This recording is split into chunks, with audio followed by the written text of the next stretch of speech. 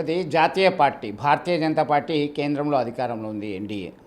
అయితే తెలంగాణ రాష్ట్రానికి వచ్చేసరికి అందరూ అగ్రనేతలే, వీరి మధ్య అభిప్రాయ భేదాలు స్పష్టంగా ఉన్నాయనేటువంటి విషయం అగ్రనాయకత్వం సైతం గుర్తించింది. ఇటీవల కాలంలో కేంద్ర హోంశాఖ సహాయ మంత్రి బండి సంజయ్, అలాగే ఎంపీ ఈటల రాజేందర్ ఇతర నేతలతో కలిసి అభయ్ పాటిల్, అలాగే సునీల్ బన్సల్, రాష్ట్ర బీజేపీ అధ్యక్షులు ఎన్ రామచంద్రరావు ఇలా పలువురు నేతల సమక్షంలో మీడియా ముందుకు రావడం జరిగింది. ఖచ్చితంగా కలిసి ముందుకెళ్ళాలి, లేదంటే కలిసి ఉంటేనే మనం గెలుస్తాం, నిలుస్తాం, లేదంటే పడిపోతాం, ఓడిపోతాం అనేటువంటి సంకేతాన్ని చెప్పడం జరిగింది. మరి మనుషులైతే కలిశారు, మనుషులు కలిశాయా, ఏ విధంగా ముందుకెళ్తారు? భారతీయ జనతా పార్టీలో మరి బీజేపీ రాష్ట్ర అధ్యక్షుడిని రిస్ట్రిక్షన్స్ ఉన్నాయని చెప్పేసి రాజాసింగ్ ఓపెన్ కామెంట్ చేయడం జరిగింది. ఈ మధ్యకాలంలో జరుగుతున్నటువంటి పరిణామాల నేపథ్యంలో రాబోయే కాలంలో 3 కార్పొరేషన్ ఎన్నికలు, దానిలో ఎట్లా ముందుకెళ్ళబోతున్నారు? నిజంగానే సమిష్టిగా కృషి చేస్తారా? ఇదే అంశానికి సంబంధించి బీజేపీ అధికార ప్రతినిధి సునీల్రావు ఉన్నారు. సునీల్రావు గారు, ఎట్లా చూడొచ్చు? మీకు పార్టీకి సంబంధించి ఒక అగ్రనాయకులు వచ్చారు, ఇన్ఛార్జీలు వచ్చారు, సునీల్ బన్సల్, అలాగే ఇతర నాయకులు సైతం, అభయ్ పాటిల్ లాంటి వాళ్ళు సైతం ఒక ఇండికేషన్స్ అండ్ డైరెక్షన్స్ ఇవ్వడం జరిగింది పార్టీ నేతలకి. ఎట్లా చూడొచ్చు దీనికి? భారతీయ జనతా పార్టీ ఒక జాతీయ పార్టీ. ఈరోజు దాదాపు మిత్రపక్షాలతో కలుపుకొని 22 రాష్ట్రాల్లో అధికారంలో ఉన్నటువంటి పార్టీ. గత 12 సంవత్సరాలుగా కేంద్రంలో అధికారంలో ఉండి విజయవంతంగా మరి ప్రజా సంక్షేమ కార్యక్రమం ముందు తీసుకెళ్తున్న పార్టీ. జాతీయ పార్టీలో ఇవన్నీ సహజం. ఎందుకంటే జాతీయ పార్టీలో రాష్ట్రానికి సంబంధించి ఇన్ఛార్జీల వ్యవస్థ కావచ్చు, మరి ప్రధాన కార్యదర్శులు ఇన్ఛార్జ్ వ్యవస్థ కావచ్చు, ప్రభారీల వ్యవస్థ కావచ్చు, ఇవన్నీ ఉండడం సహజం. మరి ఒక కుటుంబంలోనే అన్నదమ్ముల మధ్యలో కావచ్చు, తండ్రి కొడుకుల మధ్యలో కావచ్చు, ఏదైనా చిన్న అభిప్రాయ భేదాలు వస్తూ ఉంటాయి.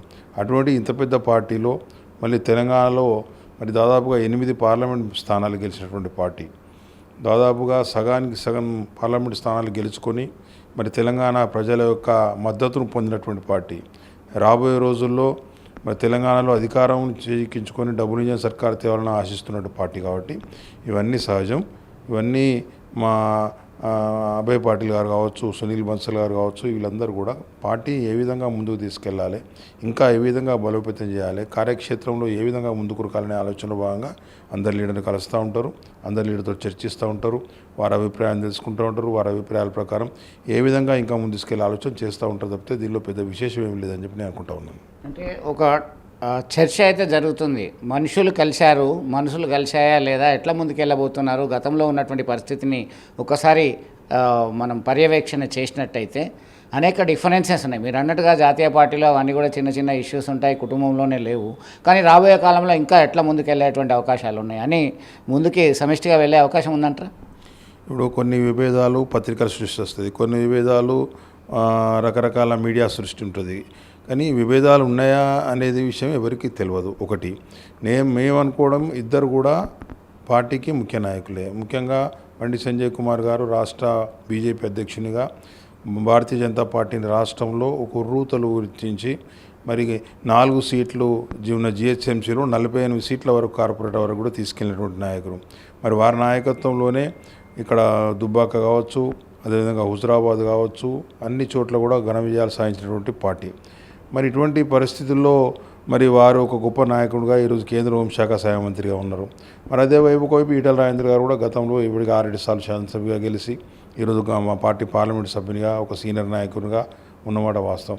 వీళ్ళిద్దరూ ఒకే జిల్లాకు చెందినవారు, ఉమ్మడి జిల్లాకు చెందినవారు, ఒకే జిల్లాకు చెందినవారు. కాబట్టి మరి ఇద్దరు నాయకులతో చాలా విషయాలు చర్చించుండొచ్చు. అది అంతేగాని విభేదాలను ఉన్నాయి, విభేదాలు కలిసి పక్క పెట్టాలని చెప్పి ఆలోచన ఎవరికి లేదు. విభేదాలు సృష్టించుకో ఆలోచన ఎవరికి ఉండదు. కానీ అభయ్ పాటిల్ గారు కావచ్చు, ఇతర పెద్ద నాయకులు ఎవరు మాట్లాడినా కూడా అందరూ కలిసి సమిష్టిగా పోవాలి. మన ప్రజలకు ఇంకేమేం చేస్తే బాగుంటుంది, ఏమేమి కార్యక్రమాలు తీసుకుంటే బాగుంటుంది అని చెప్పి ఆలోచనతో వారు నాయకులతో చర్చించారని మేము భావిస్తూ ఉన్నాం. తప్పితే దీనిలో అందరం కలిసికట్టుగానే ఉన్నాం. పార్టీ మొత్తం ఏకతాటిపై ఉన్నది. ఈరోజు మొన్న జరిగినటువంటి 7 మున్సిపల్ కార్పొరేషన్ ఎన్నికలు జరిగితే కరీంనగర్లో భారతీయ జనతా పార్టీ ఘన విజయం సాధించింది. మరి దాన్ని బట్టి చూస్తూ ఉంటే ఏంటంటే ఇక్కడ బండి సంజయ్ గారు మొత్తం క్యాడర్ని కానీ కార్యకర్తలను కానీ అందరినీ ఏకదాటిపై తీసుకొని మరి వారు నడవడం వల్లనే ప్రజలు మద్దతు ఇచ్చారు, గెలిచినారు. అదే వాతావరణం అందరూ కల్పించాలనేది రాష్ట్రీయ పార్టీ యొక్క ఉద్దేశం కావచ్చు, కేంద్ర పార్టీ యొక్క ఉద్దేశం కావచ్చు. అంతేగాని తప్పకుండా కూడా అందరు కలిసే ఉన్నారు, అందరు కలిసే ఉంటారు. తప్పకుండా కూడా రాబోయే రోజుల్లో తెలంగాణ ప్రజలు కూడా భారతీయ జనతా పార్టీకి మద్దతు ఇవ్వడానికి పూర్తి స్థాయిలో సిద్ధంగా ఉన్నారు.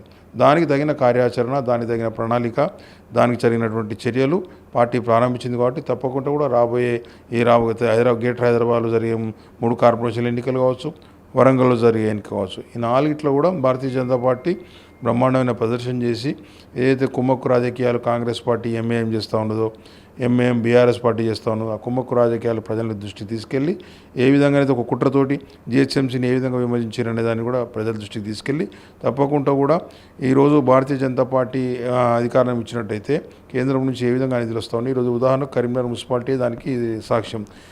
కేంద్రంలో భారతీయ జనతా పార్టీకి ఇక్కడ అధికారం ఇచ్చింది కాబట్టి మంత్రి బండి సంజయ్ కుమార్ గారు కేంద్ర ప్రభుత్వం దగ్గరికి వెళ్ళినారు. నరేంద్ర మోడీ గారిని కలిసి ఒప్పించి మెప్పించి, మనోహర్లాల్ ఖట్టర్ గారిని మెప్పించి 840 కోట్ల రూపాయల అండ్ అర్బన్ ఛాలెంజ్ ఫండ్ రూపాయలు తీసుకురావడం. దీనివల్ల నిధులు వస్తే అభివృద్ధి పరిగెత్తే అవకాశం ఉంటుంది. అదేవిధంగా రాబోయే ఎన్నికల్లో హైదరాబాద్లో జిహెచ్ఎంసీలో 3 కార్పొరేషన్లు కావచ్చు, హైదరాబాద్ 3 కార్పొరేషన్లు వరంగల్లో గెలిపించినట్టు ఇంకా పెద్ద ఎత్తున తీసుకొచ్చి నగరానికి సంబంధించిన మౌలిక వసతులు మెరుగుపరచడంతో పాటు నగరాలన్నీ అభివృద్ధి చేస్తాం. కాబట్టి ఇవన్నీ కార్యక్రమాలకు ఉండాలంటే మాకు మద్దతు ఇవ్వాలని చెప్పేసి నాయకత్వం అంతా కూడా ముందుకెళ్ళి తప్పకుండా ప్రజల మద్దతు కోరే అవకాశం ఉన్నది.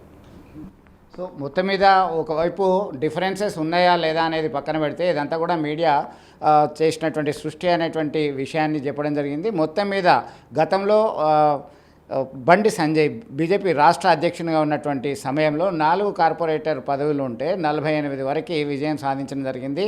అలాగే ఇతర రాష్ట్ర వ్యాప్తంగా పలు అంశాలకు సంబంధించి ఎన్నికల సమయంలో విస్తృత పర్యటన ప్రచారం చేశారు. అంతకుముందు అదే సమయంలో ఈటల రాజేందర్ లాంటి అగ్రనాయకులు సైతం గత బీఆర్ఎస్ సర్కార్లో మంత్రిగా, సీనియర్ ఎమ్మెల్యేగా ఉన్నటువంటి వ్యక్తి మరి ఇప్పుడు ఎంపీగా బీజేపీలో కొనసాగుతున్నటువంటి పరిస్థితి. ఇద్దరు అగ్రనాయకులు, మరి వీరి మధ్య పురపుచ్చాలు ఏం లేదు. ఉమ్మడి కరీంనగర్ జిల్లాకు సంబంధించి ఒకే లోక్సభ పరిధిలో ఉన్నటువంటి అగ్రనాయకులు.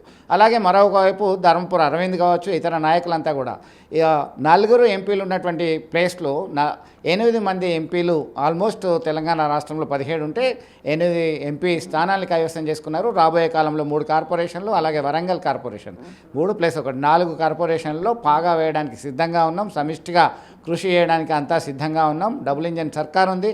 ఉదాహరణకి కరీంనగర్ కార్పొరేషన్ పరిధిలోనే మేయర్ పీఠాన్ని బీజేపీ కైవసం చేసుకున్నటువంటి నేపథ్యంలో 843 కోట్ల రూపాయలు నిధులు వరదలా వచ్చాయి. వివిధ అభివృద్ధి పనులు కొనసాగుతున్నటువంటి పరిస్థితిని గుర్తు చేస్తున్నారు.